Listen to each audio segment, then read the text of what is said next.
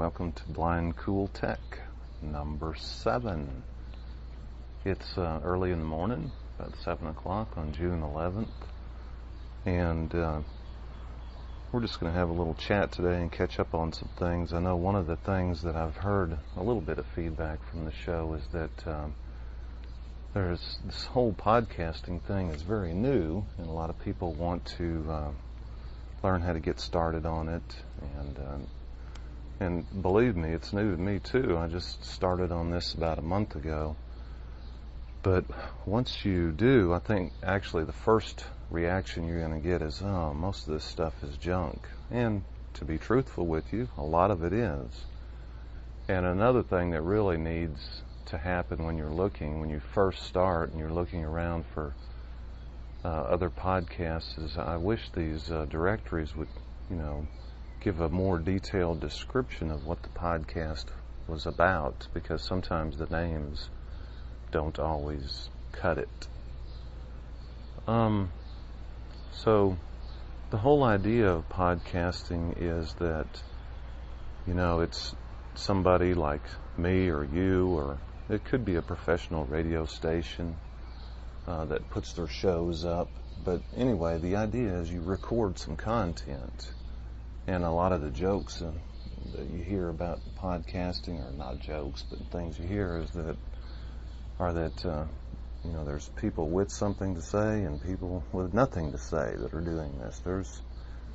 I even was listening to a podcast last night, and this is one called Adam Curry's Daily Source Code. He's really the guy that pretty much got podcasting started. He had a vision about this kind of thing, being able to get content automatically, and he wrote a script initially.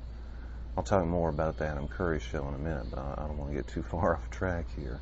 So anyway, in podcasting, you record content, or someone records content and posts it on a website, which is all fine and well. I mean, that's been around for years. We can go to websites and download different shows, even more and more now. But what really makes podcasting interesting is that these websites for these shows have a link usually that points to an XML file, extensible markup language, and this XML file is an RSS2 file that is to be used with a news aggregator that supports enclosures, especially in the case of these podcasts. Okay, so a news aggregator, those have been around for a few years. You can download RSS feeds, they call them, from CNN and many, even here in Louisville, the Courier-Journal. And you use a news reader to read these, so it downloads the feeds, and you have one place you can look to gather up all your news. And then if you want to read the article, you click to it and it connects to that original website. So really all you're getting is the headlines in most cases. In fact, I've thought a lot about some good ways to be able to scour those and let those automatically go down to the book port. And in fact, that program Spider that comes with the book port is actually somewhat of an attempt to do that. I wish it did a lot more, and I'll have time to work on that more someday. But it really would be a more effective program if it were a news aggregator where you could go and get all the content that you were interested in for each morning. But again, we wander away from our topic. So these news aggregators, it's beginning to sprinkle a little bit out here. I'm actually out in my backyard having a cup of coffee. You can probably hear the birds. And just wanted to get in this quick podcast to catch people up and to take care of some housekeeping details and so forth. But on with our explanation of podcasts. So,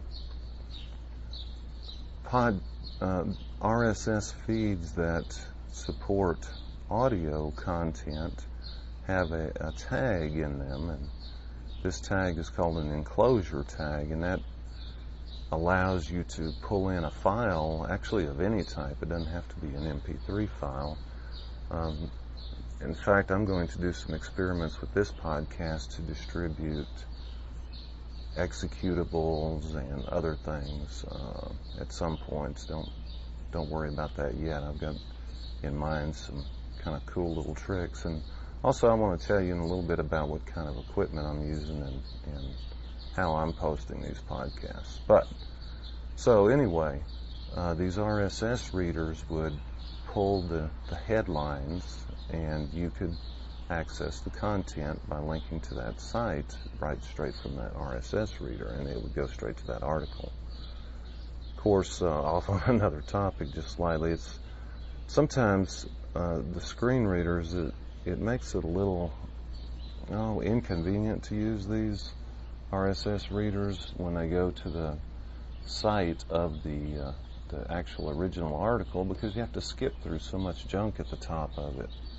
And I know there's some settings in JAWS and Windows to do that, but maybe somebody out there knows more about how to set that up properly where it works, but it seems like that should be able to be done. But with the case of the podcast RSS feeds, there's not really that problem, because it actually downloads the contents of a file whose name is contained in the enclosure tag of this XML file. Oh gosh, it's starting to sprinkle a little bit harder now. And what does this, instead of just a news reader, even though there are new news readers coming out that support the enclosure tags, what you usually use is a program that some people refer to as a podcatcher software. And there's a couple of places to get podcatcher software packages, and usually they're free or very inexpensive. I've tried two fairly extensively that seem to work well with speech, or do work well. They each of them has a little bit of quirk here and there, and I'm sure these kind of things will iron out. It really is just more of a case of inconsistent Windows type behavior in the case of, well, actually both these programs. So once the program matures out a little bit, people may need to point out a few issues, because it's the kind of things often that someone with using a mouse to control the program might not notice. But anyway, these two programs that I've looked at are called iPodder, iPodder, and PPR Primetime Receiver. I started out with iPodder from an excellent message that Debbie Crafts wrote about podcasting, and one of the things I'm going to do on this show is to play email with a high-quality speech synthesizer, and we'll try that out. I think that'll be kind of interesting. Got two synthesizers I'd like to try out with you guys and get your feedback on. They're the Neo Speech and the AT&T Natural Voices. But anyway, gosh, I keep wandering away from the topic. I'm sorry. So these two programs are available. Probably one of the easiest, most general places to go is podcastalley.com. But I started out with iPodder, and it worked very well. It was very reliable. There were some quirks in the accessibility interface when it came time to subscribe to a show, and you wanted actually more than just the recent one. So you wanted, the last 10 shows that were created, just so you could get your, a sample of what the content was like. Well, you had to actually go into, screen cursor mode, like review is what I call it, where you use the numeric keypad to look around on the screen without actually affecting the underlying application, and then use the screen reader's mouse clicking keys to change the status of these other shows, which wasn't a big deal. It's just not that, a new person wouldn't really want to deal with that kind of stuff. So another one I found that I really found appealing because it had a directory in it was PPR Prime Time, I think that's the name of it, receiver, or Primecast receiver, gosh, okay. But anyway, the thing I really liked about it was that it actually went out to these sites like Podcast Alley or iPodder.org and grabbed the content of their directory. So each of these sites, in addition to having software that you can download, they contain a directory of podcasts, and people will send their podcasts so that it'll be included in that directory, which we haven't done with Blind Cool Tech yet because really I'm still in an experimental mode with this, and I'll tell you more about that. So anyway, the thing I really liked about this PPR is that it grabbed the content of the directories from Podcast Alley and a couple other sites, so you could just these shows were all presented in a tree view according to which site they were on, so you could highlight the Podcast Alley site. And I think, if I remember right, it even had subcategories. Like if you go on Podcast Alley, there's the top 50, top 10, newest 10, and you could, or you could list out all the shows, or by categories, because they're also subdivided into categories when you get the complete listing. So, of course, one of the big categories is technology, and there's humor, and just almost anything you want. So, with this tree view in this program, you could open up or expand a branch of the tree of a topic you wanted and see all the shows that were under there, and it's just hit enter, and you were subscribed to that show. Now, yesterday, in fact, I just downloaded a new version of iPodder 2.0 release 1, I believe it is, and I got this from Jeff Bishop's website, which is jeffbishop.com, or is it .net? Oh man, I need to start keeping notes out here when I come out. I really just wanted to, I feel a little unprepared. I wanted to just catch up on some things with you all, and like I said, do some housekeeping. So I didn't have any notes, which I see now I'm going to need to start keeping. But anyway, Jeff Bishop, try both those, .com or .net. He's also got a podcast. He's a blind guy living in Tucson, real nice guy, techie kind of guy, and he. I don't know the whole story of this, but he's got the latest version, and one of the things they're working on with iPodder is accessibility. So I downloaded this yesterday, and I was very pleasantly surprised to see that they're getting directory, one-click clicking into their program as well. Also, I mentioned earlier the Adam Curry Daily Source Code podcast is, he's kind of the guy behind this iPodder program, and a few of his shows I've heard some of you blind people call in and write in, and even a great podcast promo, they call them. This Adam Curry sort of does, you send in, if you're making a show, you send in a promo and he'll play it on there. It's a great way to get to learn about what other kind of podcasts are out there. I will warn you, if you're sensitive to language, one of the things about podcasting is that there are no FCC regulations on the kind of things that you can say or do on a podcast. And believe me, just in the short time I've been involved with learning them, I've come across some very interesting ones. One I heard about last night, in fact, they called the Poopcast. And this guy, when it's time for him to do his daily constitutional, he sits on the toilet and does a podcast about whatever's on his mind. So like I say, there's some of this content is good and some of it is pretty crappy, if you'll excuse the expression.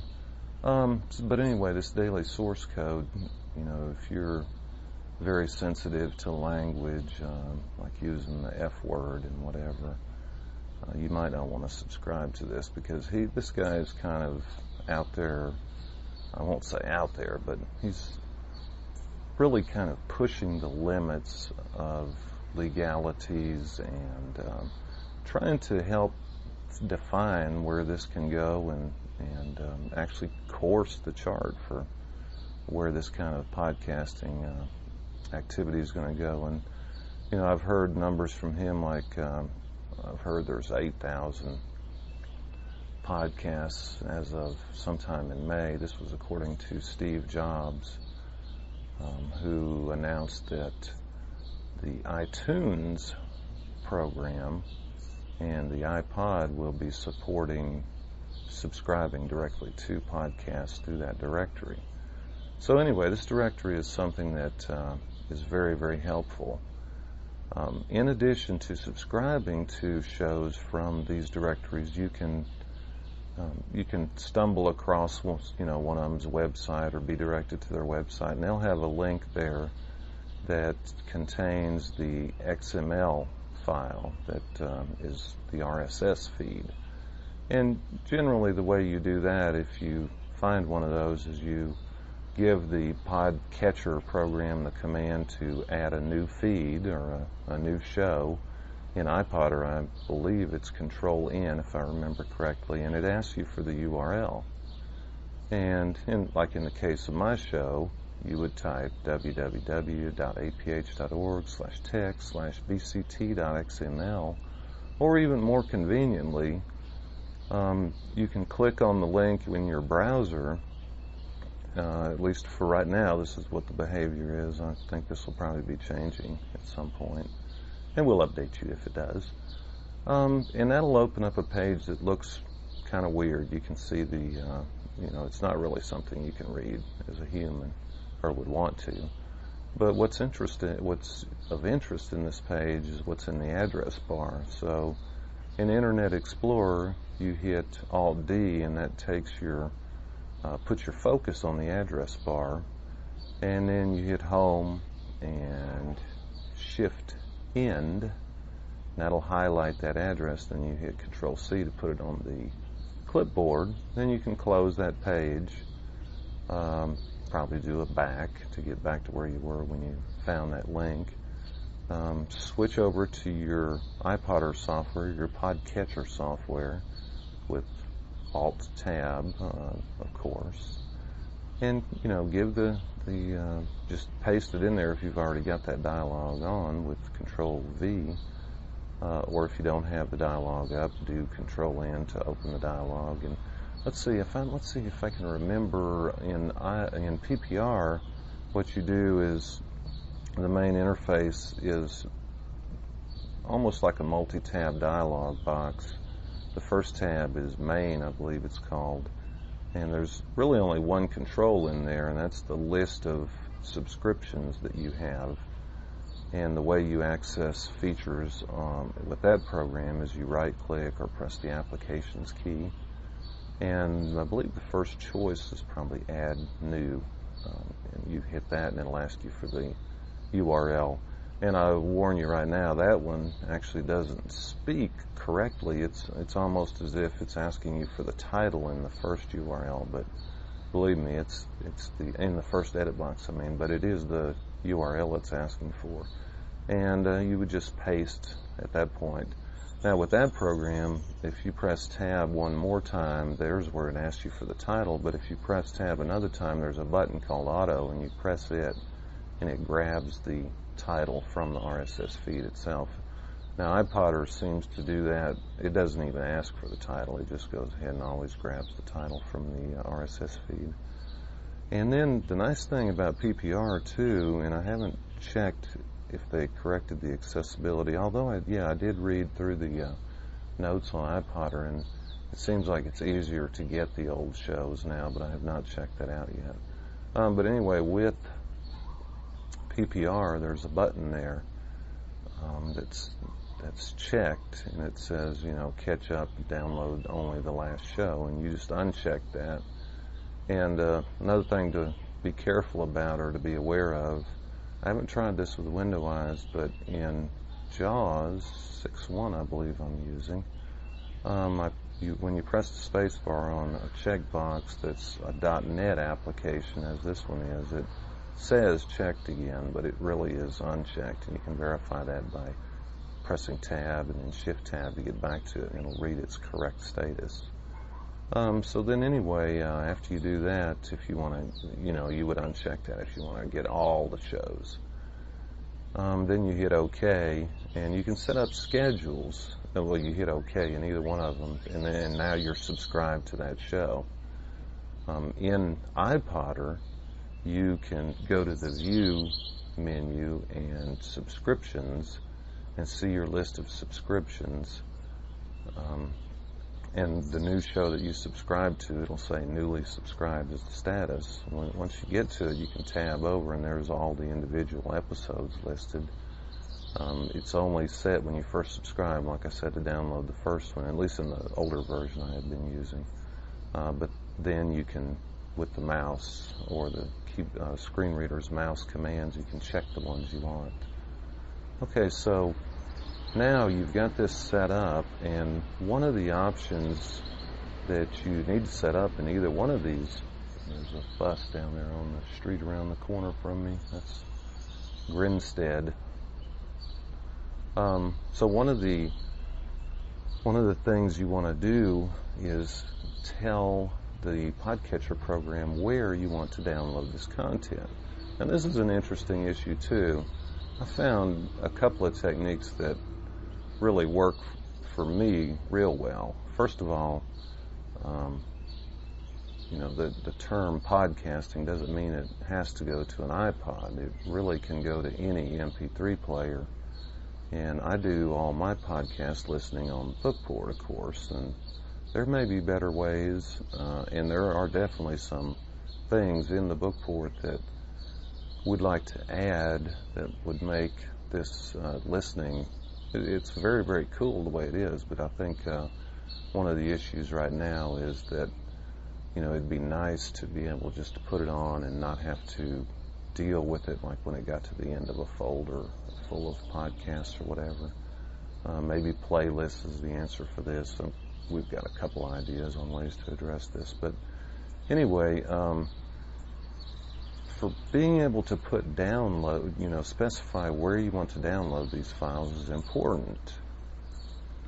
By default, I think iPodder puts it in, your My Documents folder under iPodder, and PPR, bizarrely enough, puts it right in the program files folder where the executable is, and that's really kind of an antiquated way of doing it, but you can change it. And under iPodder, I believe it's under the File menu under Options, and I can't remember exactly where it is under PPR, but it's pretty easy to find. It might be under Tools, I'm not sure. So anyway, and by the way, in PPR, that one isn't exactly that easy to understand either when you get to it. That Options will open up a multi-tab dialog again, and it's easy to get to the Downloads one, I believe it's called. But there's two edit fields there. One's where you want to download it to, and where the second one is where you want to archive them to. And we won't get into the archiving aspect of it too much here, but suffice it to say that that's a way that you can tell the program that, to keep things from getting too built up on you. So move shows that are older than X days over somewhere else, or when I hit the archive command in the player, which there is a player included in PPR, to move it to that archives folder, wherever you have defined it to be. But anyway, the way I really like to use this that works out well for me is two ways, and I use them both, and there's probably many, many other ways to do this too. But what I do is I have an extra 2 gigabyte flash card not an extra one, but one devoted to this stuff. And I have a separate compact flash card reader in my computer.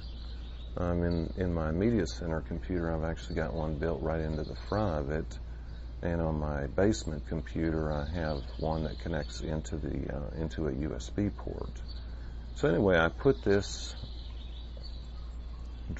flash card in the drive, and I have both of those drives mapped to a consistent letter.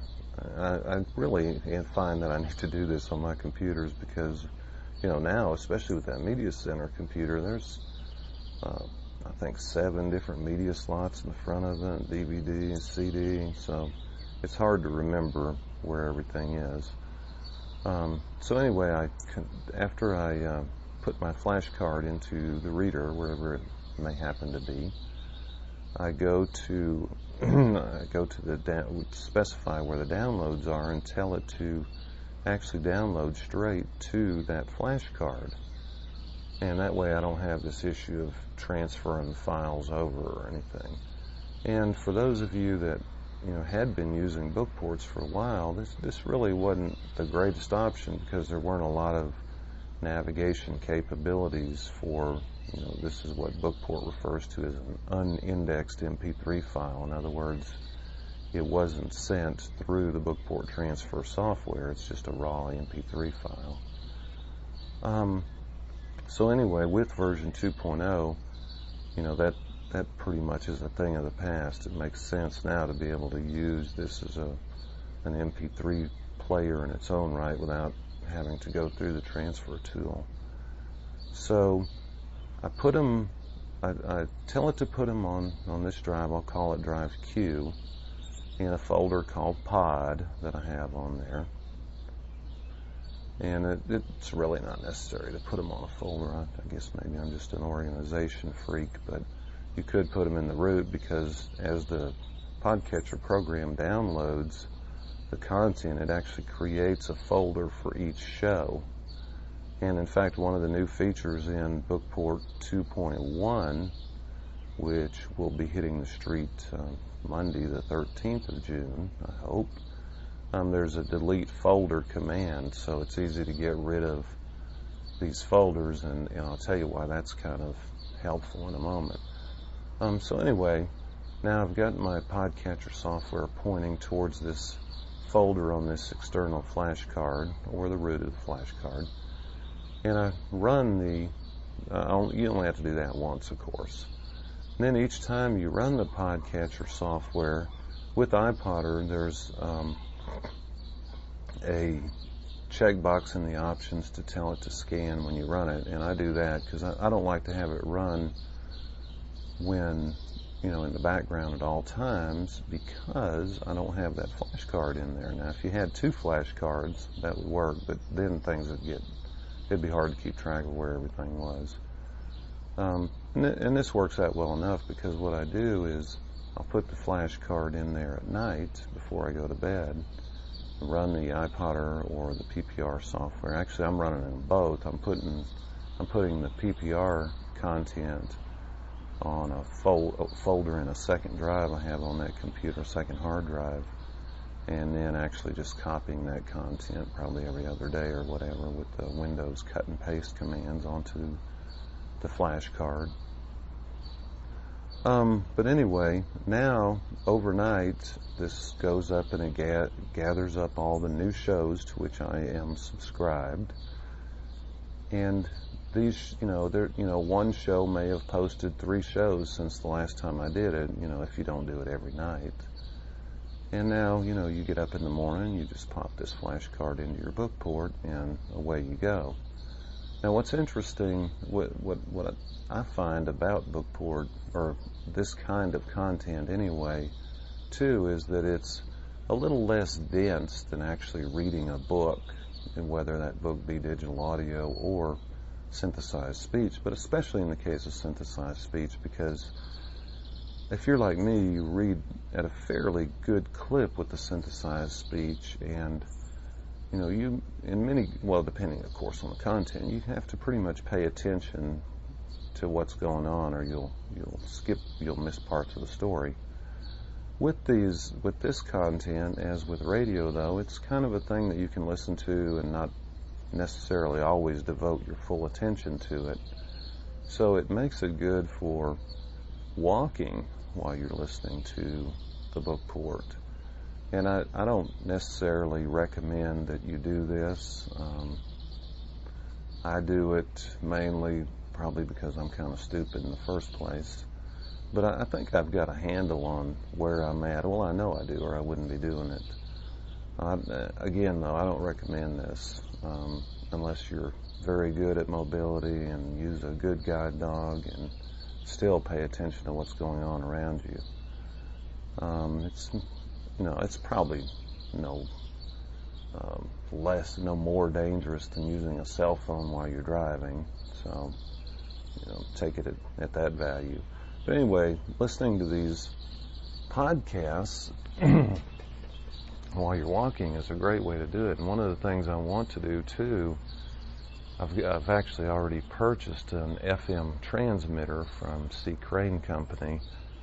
And what this was for is you plug an earphone jack into your book port or whatever portable media device you have, and it transmits at a low power onto an FM station that you then tune in with your car radio. And wow, this sounds like such a great idea.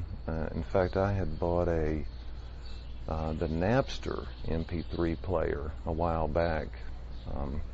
It's a 20 gigabyte MP3 player. It's really a nice hardware design,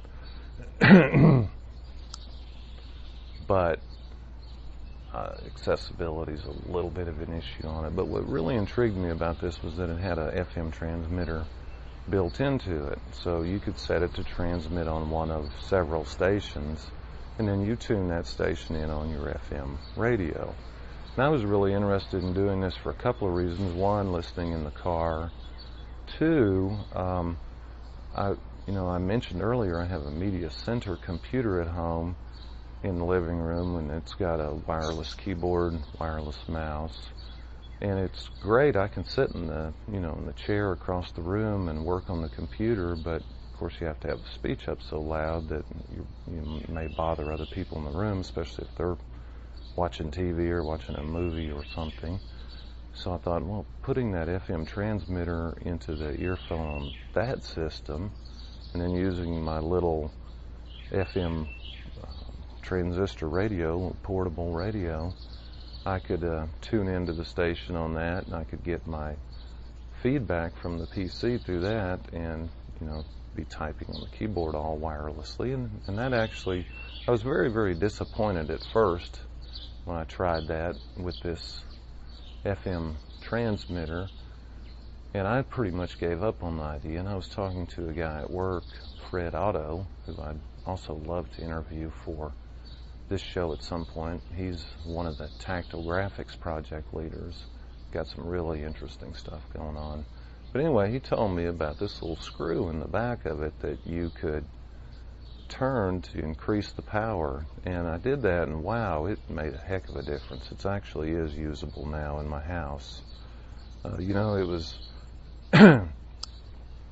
it was funny because Rob, who you met on an earlier show, and I were talking about this, and it was one of these things where, do you really want to do that? Because, if you're doing your banking or whatever, you're transmitting, and your neighbor may be able to tune it in on the radio. Well, we had a good laugh at that because my neighbor would have had to been sitting 3 feet away from it with his radio, so that really wasn't much of a danger. But we did increase this power, and I am able to use it pretty much anywhere in the room. I can't get too far now because of the keyboard delay. If you get too far and you type really fast, there's a tendency to miss a key once in a while. And I think I may be able to do some positioning with the RF receiver that is what the keyboard and the mouse send their signals to, which, that of course attaches to one of the USB ports on the PC. I've got it right now sitting, my whole computer's sitting in an entertainment center type of thing in the living room, and the RF receiver is right on top of the PC, which is on a bottom left-hand shelf. I kind of took a door off it so that it would, and it's, so that it would have a little air circulation through there. But it's connected. I really am going to do a show about this media center because it really is kind of the first TiVo-like device that we've had that's totally accessible, including, well, I won't say totally accessible, but pretty well accessible, including the guide, which I was delighted about. I will tell you about that in a later show. Okay, so anyway, we're listening to podcasts on the Bookport, and we were talking about this FM transmitter. It'd be really nice to be able to let this work in the car, and there are some that do. I've heard people talking about they're on the freeway and they're next to another person. They can hear them playing podcasts with their iPod and an FM transmitter that goes to their radio. I haven't had a great deal of luck with that yet. So if any of you all know of some tricks or some better, I think the one I got is maybe an FM03 or something like that. I'll get the exact name of it at some point. And one of the things also, like I'm saying with this FM transmitter, that really needs to be done with the Bookport is that you need to be able to say, I guess essentially what this would be is create a playlist, because the way it works right now is you move to a folder and you play the files in that folder, and of course you can turn auto advance on to play all of them, but then when it gets to the end you have to back out and like I say, I delete the folder. And the reason I do that is because the podcatcher software is going to recreate it anyway, and it gives me a easier way to keep track of what's really on the card. And I hate to open up empty folders. And in fact, that's another improvement we could make to the Bookport interface is, maybe when you come to a folder, it would tell you the size of it, the size of the contents of it. So you go to, Blind Cool Tech, 63 megabytes. We're going to have to look and see how much, what kind of lag that's going to put on the ability to move from folder to folder before we implement that, but that's just an idea. So anyway, though, now you delete that folder and go to the next one and start reading. And if your hands are busy, like I love to do mine too when I'm out here in the, working with the garden. I've actually got a little garden.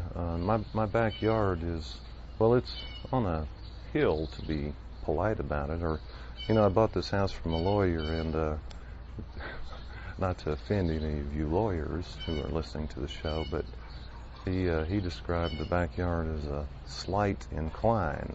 I refer to it more as a freaking mountain. No, it's not really a mountain, no. It's but anyway, my house has a back patio, and off that patio I've set up a little garden.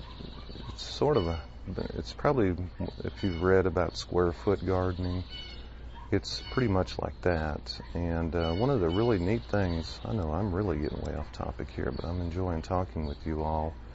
And we'll do more shows. We'll talk about gardening in one, and I need to get a way for you guys to send comments to me, maybe a Skype account. I've actually got a Skype downloaded and installed. I hadn't really gone through all the intricacies of how to use it yet, but that'll be a great way. I want to get you guys' comments on here. But just telling you about my little garden here. I've got one of the things I've got in here is tomatoes, and last year I was reading, I think this might have been in the book called Square Foot Gardening. I've been looking for a better way to support tomatoes than cages, and this guy came up with an idea, a technique that I used last year, and I'm using it again this year, that I love. And what it is it's actually, for each one of these that you make, it's 3 7-foot electric conduit pipes, 1/2 inch diameter, and then 2 elbows that connect them. And what you do is you push the ends into the ground about a foot, so now you've got this thing 6 feet tall and they're 7 feet apart, and you could make your cross one be 10 feet like Terry I was talking with said she might do. And then of course you put your connectors on the poles that are up and your crossbar across the top, and then you tie string, or twine actually would be more appropriate, down and train the tomatoes to climb up that twine and keep the side shoots of them cut off. And it's hard to cut those sometimes because they look really good and they have tomatoes on them, but believe me, it really does work. You keep them cut off and the plant concentrates all its energy on the main part of it as it goes up that string. The other benefit for me is that they get up high enough where the dogs can't reach them. You met Jake already in an earlier show. I also have my previous guide dog, Freddie, who is a golden retriever. He had to retire a little early because he was having eye problems. But anyway, it keeps them out of the tomatoes. Another thing I do for that is hang a wind chime on that crossbar, so if they start tugging on a tomato, I can catch them. So, excuse me for the little diversion. So anyway, one of the things we really need to do with the book port is to be able to create playlists and have it move even out of folders to access this content. So I think this is how I got off on the garden topic. You may be out here with your hands up to your elbows, and well, it doesn't have to be gardening. You could be working on your car, or washing dishes, cleaning the house, or whatever. And you don't want to have to, keep switching around. It makes it less like radio that way. And of course, the beautiful thing about this is, that's better than radio.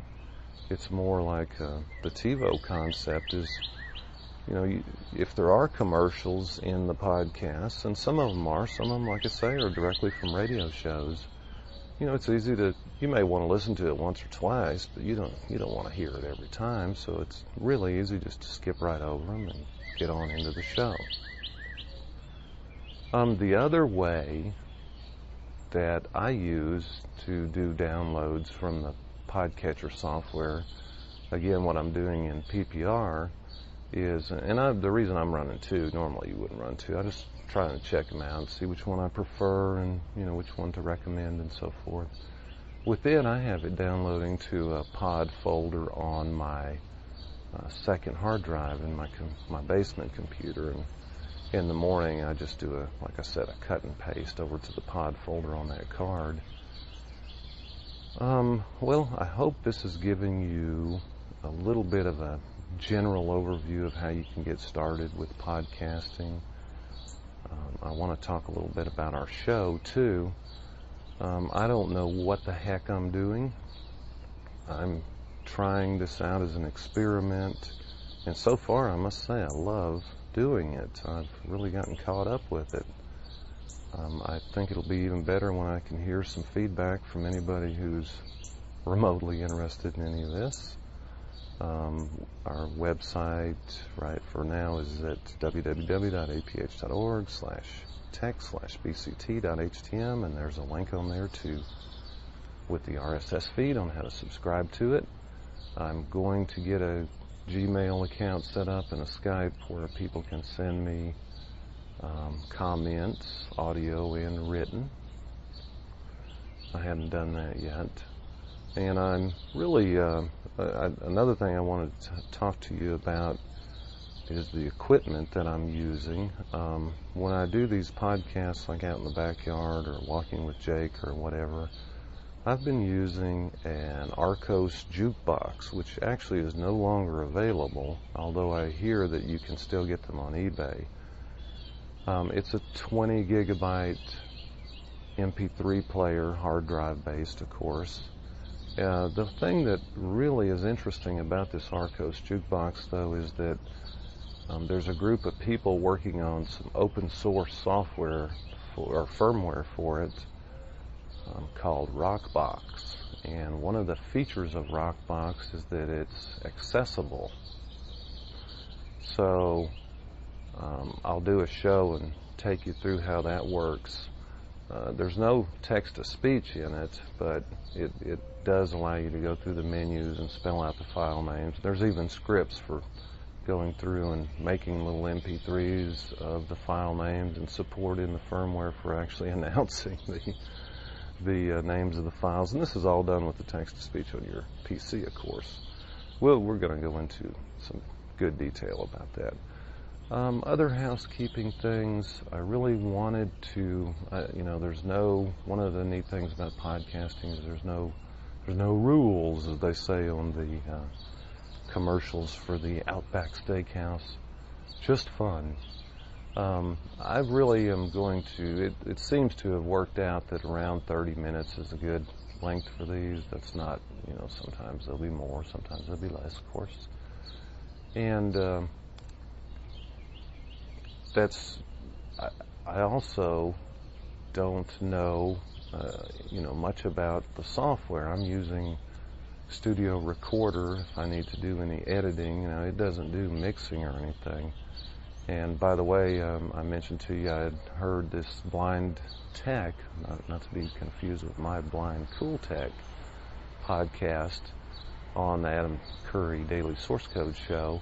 And I didn't catch the guy's name. His voice is familiar, though. I think I know him. And I'm sure I'm going to subscribe to his podcast here today and check it out. But that's another one that I think in his promo he was mentioning, using screen readers and accessibility and so forth. So there's lots of great content out there for this, even though it's hard to find at first. And one of the things we want to do on this show, too, is promote other podcasts, especially that are geared toward blind people. I know of, especially now, ACB Radio has made all of their shows that they had on acbradio.org available as podcasts that you can subscribe to. And I don't have that exact URL or URI off the top of my head, but just go to acbradio.org and you'll find it there. Okay, I think that is about it for this morning. I've got a lot of stuff I want to talk to you about, a lot of things we need to do, but there's always more days. I hope this has given you a little bit of information on maybe how to get started, at least clicking on the podcasts and starting to get you a podcatcher program and downloading them and finding a good way to listen to them. Of course, if you have an MP3 player that's one of these hard drive based ones, those work great as well. The iPod works great. There was a good article in the AFB, I think it's called Accessibility World, about the accessibility of the iPod MP3 player. And I even heard rumors that there was some firmware either in the works or working that gave it voice menus, but I've never been able to track that down. So I'm going to count that up as something I must have been dreaming about or something. Interestingly enough, with the iPod, there is a project going on. I believe it's in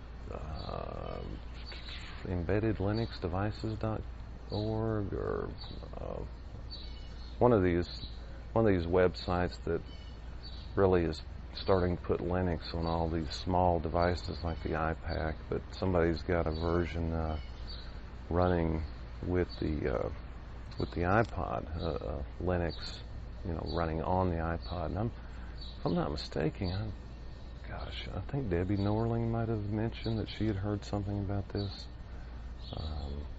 Maybe I'll try to get hold of her and see if I can get any more about that. Well, it's another housekeeping thing. One of the things I generally would like to do on this show, I want to play other podcasts and other interesting pieces, and I need to get a little more experience before I'm able to do that, because I want to make it sound good. I know this show sounds kind of hokey. It's just like out in my backyard recording, and that's all right. That's I'm always straight and to the point. But I do want to play some other things that I run across, and I will be keeping you posted. Well, it's starting to come down a little bit now, about things I read about. And I would appreciate you passing on information too. Let's see what our time is here. Okay, we've gone 40 minutes about, so that by the way was my cell phone.